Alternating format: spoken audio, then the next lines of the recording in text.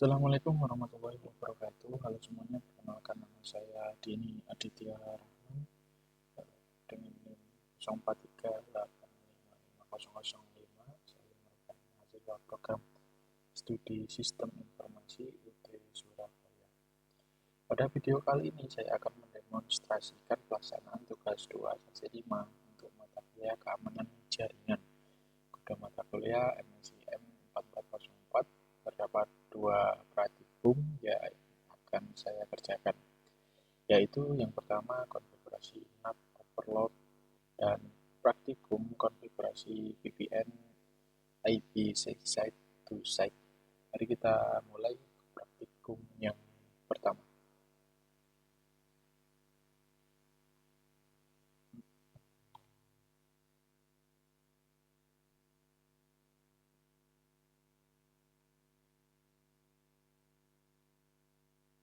Buka Cisco Packet Tracer, tampilan topologi NAT overload yang sudah disiapkan, yakni PC 0 sampai PC 4, 2 switch, 2 router, dan satu switch lagi, dan server 0 dan server 1 sesuai dengan topologi yang di panduan.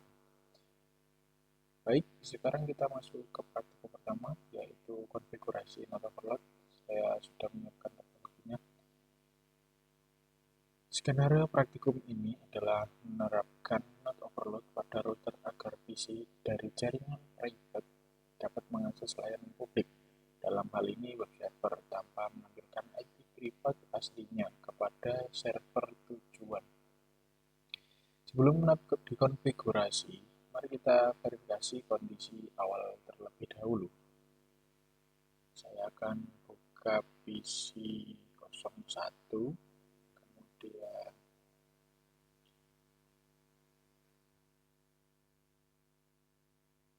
nanti ke server,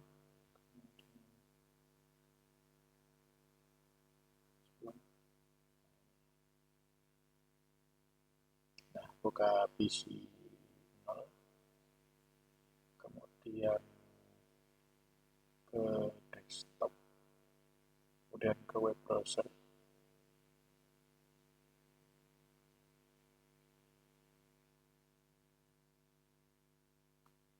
dan kita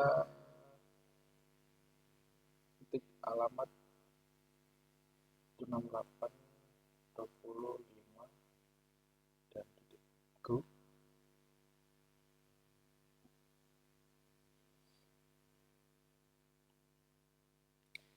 Nah, ini akan menampilkan halaman web welcome dari Cisco Packet Tracer berhasil muncul di PC 01. Kita bisa lihat bahwa PC dengan IP 192.168.30.5.5 dari PC 0 berhasil mengakses web server di alamat 192.168.20.5. Halaman web berhasil ditampilkan. Sekarang mari kita periksa dari sisi web server siapa yang dianggap mengakses webnya.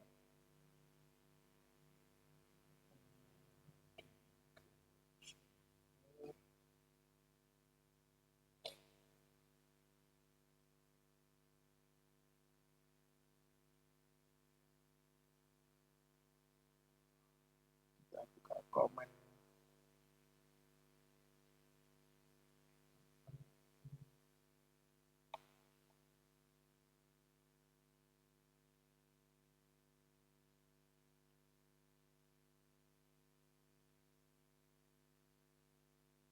Kita reload lagi. Dan kita next start.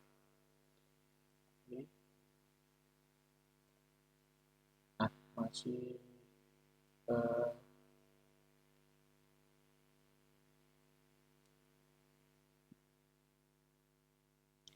terlihat bahwa koneksi TCP port 80 masih tercatat foreign address sebagai 192.168.30.5, yaitu IP private asli dari PC 0.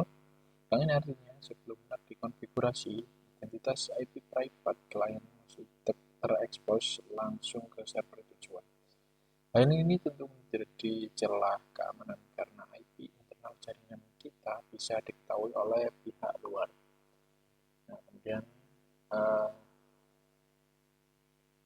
tunjukkan dulu sesuai yang tadi punya 30.5. Nah, selanjutnya kita masuk ke tahap konfigurasi upload pada router. Saya akan melakukan 3 hal utama, yaitu menentukan interface yang mana berada di sisi inside jaringan private dan mana yang di sisi outside atau jaringan public. Yang kedua, membuat access control list untuk menentukan network mana saja yang boleh di NAT. Yang ketiga, mengaktifkan NAT overload agar semua IP private ditranslasikan ke satu IP public pada interface serial. Ya, dan saya tampilkan dulu routernya.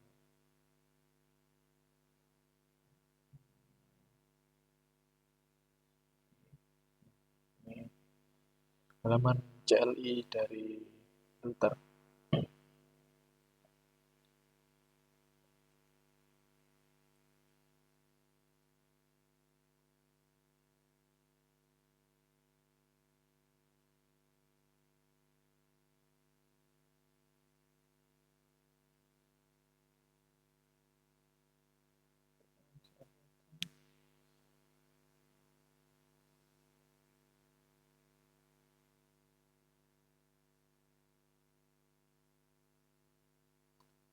Yang pertama, masukkan perintah enable,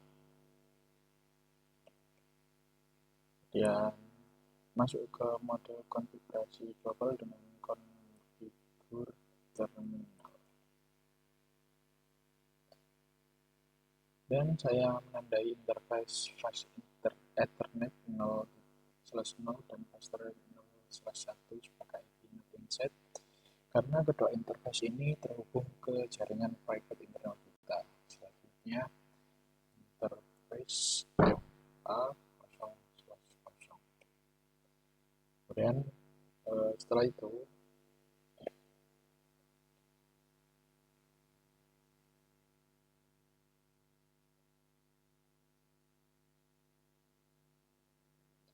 saya membuat access list nomor 1 yang mengizinkan network 192.168.10.0/24 dan 192.168.30.0/24 untuk dinatkan.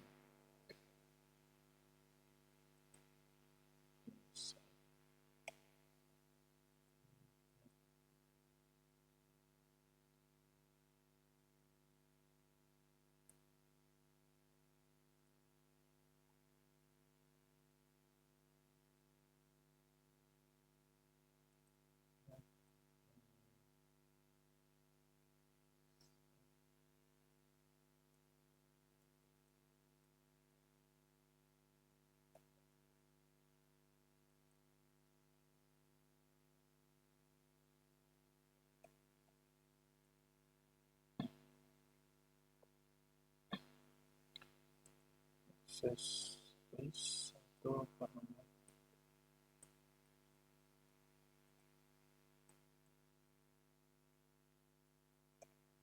dan akses list 1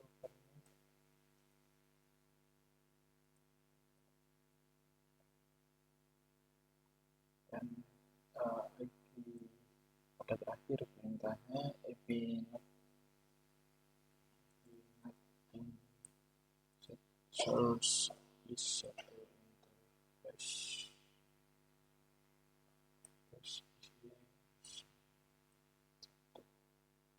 overload. Nah, ini akan melakukan NAT overload atau dikenal juga sebagai PAT atau port address translation. Kata kunci overload di sini memungkinkan banyak IP private ditranslasikan ke satu IP public menggunakan nomor port yang berbeda. Kemudian eh, konfigurasi sudah selesai. Sekarang mari kita uji apakah NAT overload sudah berjalan dengan benar. Kita masuk lagi ke PC 01, ke browser lagi ya. Lalu ketikkan 168.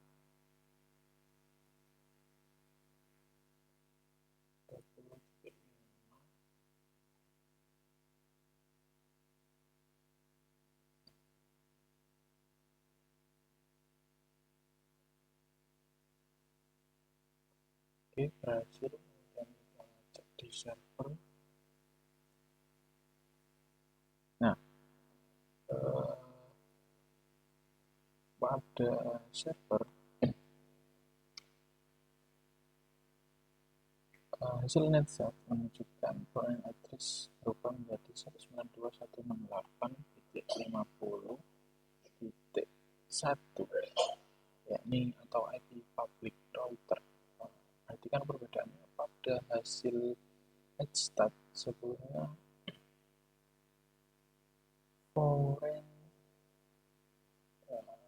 foreign address yang tercatat yakni 192.168.30.5, yaitu IP address asli PC kosong. Namun sekarang setelah dikonfigurasi, foreign address yang terlihat oleh web server adalah 192.168.50.1, yaitu IP Public Interface Serial Router. Ini membuktikan bahwa NAT overload berhasil menyembunyikan identitas IP private dari jaringan internal kita. Web server tidak lagi mengetahui IP asli dari klien yang mengaksesnya. Dari sudut pandang keamanan jaringan, hal ini sangat penting untuk melindungi struktur jaringan internal dari pihak luar.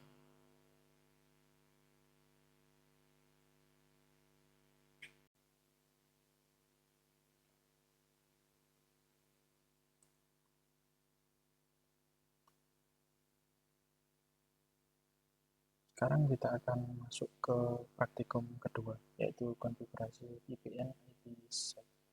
Site to site. Saya sudah menyiapkan topologi yang terdiri dari 3 buah router tipe 2901 dan 2 buah PC. Tujuan dari praktikum ini adalah membangun tunnel VPN menggunakan teknologi IPsec antara router R1 dan router R2 sehingga komunikasi data jaringan antara jaringan 192.168.1 dan jaringan 192.168.3.0 menjadi terenkripsi dan aman dari penyadapan. Pertama, mari kita pastikan bahwa kedua PC sudah bisa saling terhubung terlebih dahulu sebelum VPN dikonfigurasi.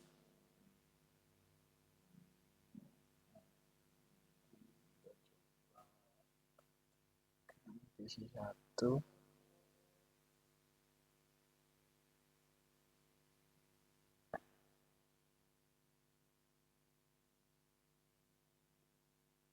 ke command prompt, kemudian coba ping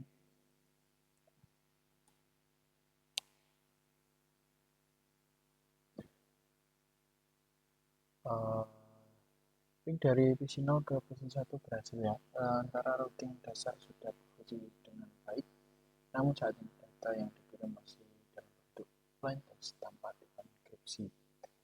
enkripsi. Siapapun yang berada di jalur ISP bisa menyadap isi paketnya. Oleh karena itu, kita perlu mengaktifkan VPN IPsec. Langkah pertama, saya harus mengaktifkan modul security license di router R1 dan R2 terlebih dahulu.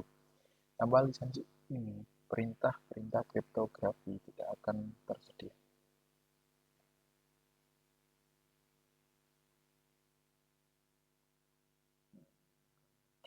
Nah,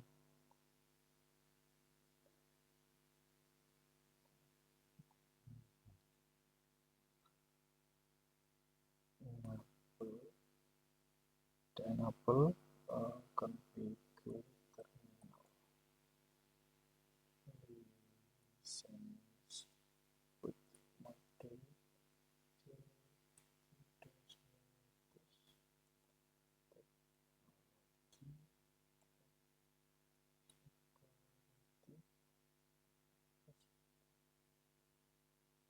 kemudian ketik kemudian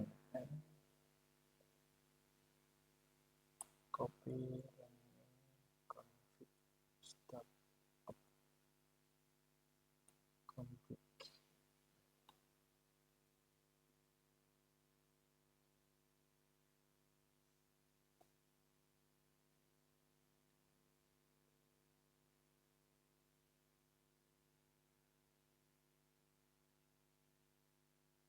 Kemudian lalu mereset router dengan perintah reload.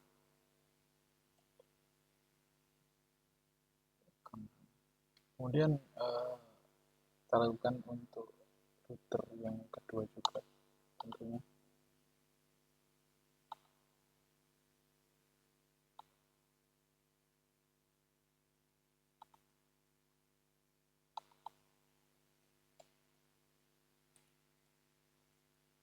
Saya tampilkan dulu router yang kedua.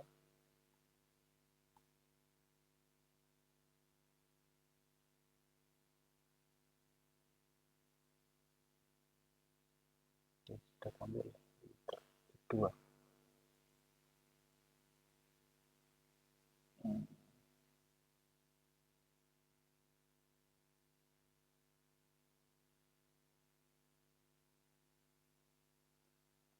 Oh, configure.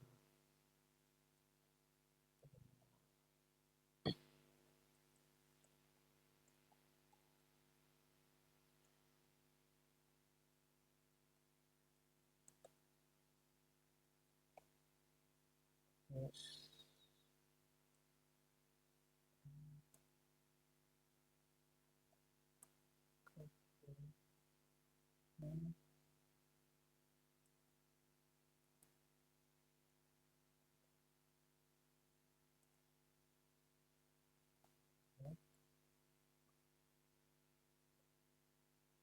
Sorry.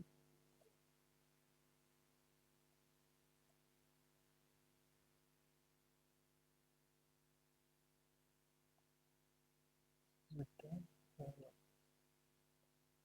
Oke. Nah, kemudian setelah kedua router selesai restart dan lisensi security sudah aktif, sekarang kita konfigurasi parameter IPsec dimulai dari router 1, yakni R1. Kanan.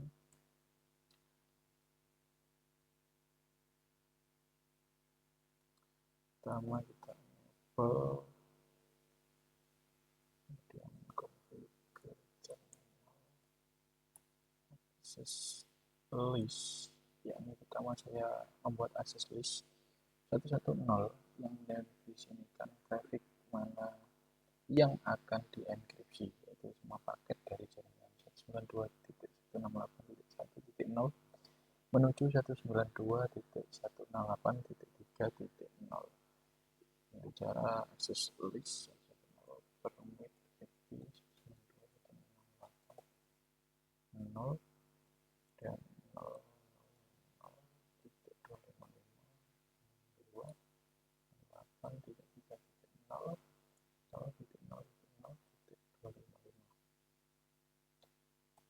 kemudian kita bisa selesai.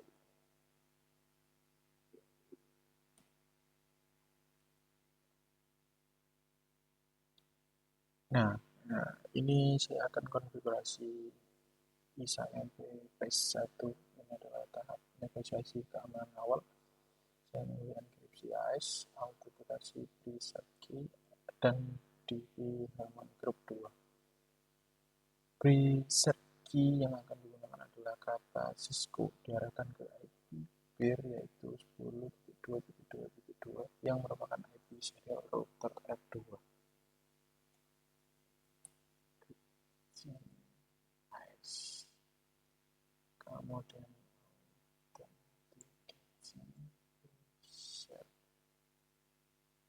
grup 2 dan kita bisa Cisco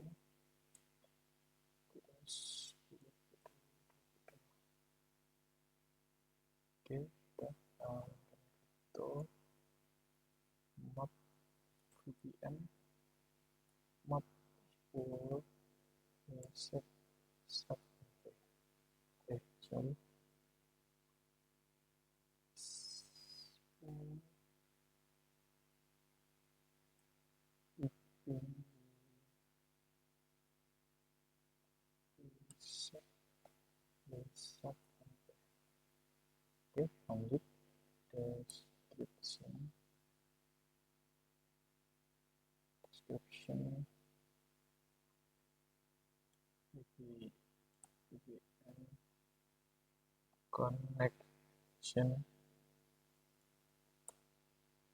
to 2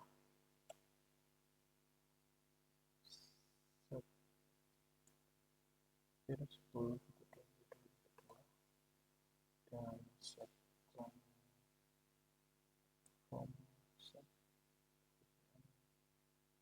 set match address and exit interface SA dan crypto map VPN map. Oke, down. Lalu saya membuat map tadi, nama VPN map, mengikat semua konfigurasi dari peer address, transform set, dan access list. Yang terakhir, crypto map ini saya tetapkan ke interface serial 0/0/0 yang merupakan interface yang mengarah ke IP ISP. Muncul ke pesan SMTP is on, menandakan fitur VPN sudah aktif di interface ini. Oke, kemudian kita sekarang lanjut ke konfigurasi kedua, yakni di router 2. Namun parameternya yang dibalik peer address mengarah ke R1. R2 dulu, kemudian konfigur terminal.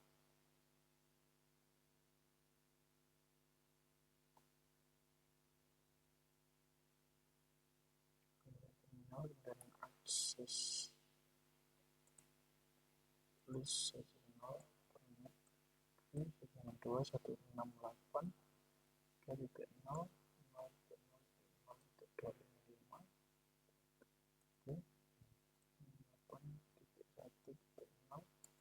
0.0.0.0.255 dan crypto SHA-KMP size 10 encryption as authentication reset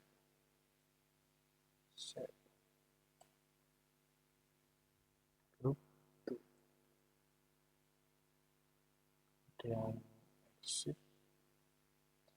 Lanjut crypto SHA-KMP key Cisco address 10 kedua. Oke, sudah terbuat dan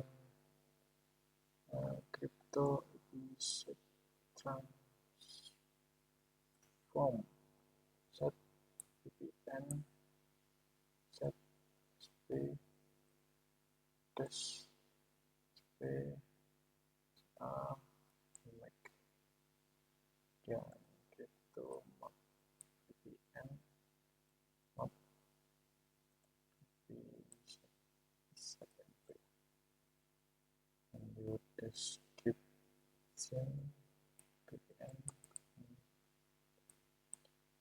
matching to R1. Ini ada description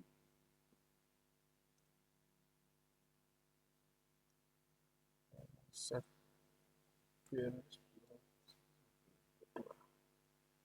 dan set transform set VPN set match address 1.1.1.0 dan exit interface SE dan crypto map VPN map. Oke, udah ya, Kedua router sudah dikonfigurasi, sekarang mari kita verifikasi apakah terowongan VPN IPsec sudah benar-benar bekerja. Di PC 0 lagi, dan saya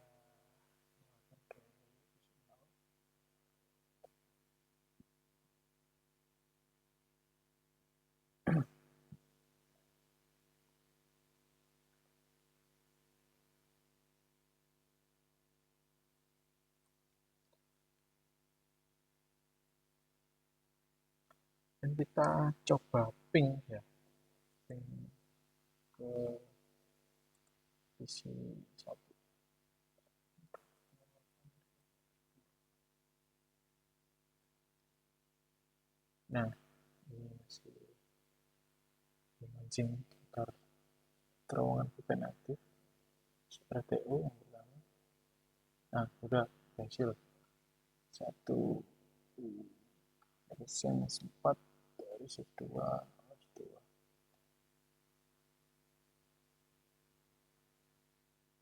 Oke, kemudian saya akan melakukan untuk lihat apakah berhasil di router 1 ini.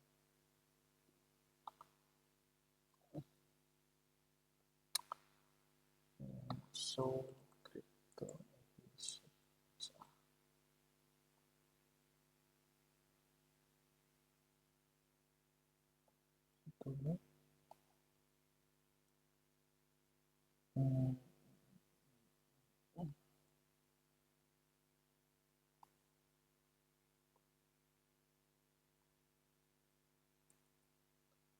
so gitu.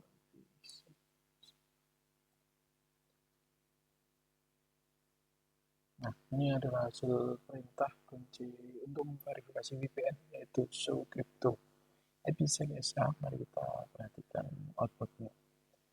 Nah, ini local ident 192.168.1.0.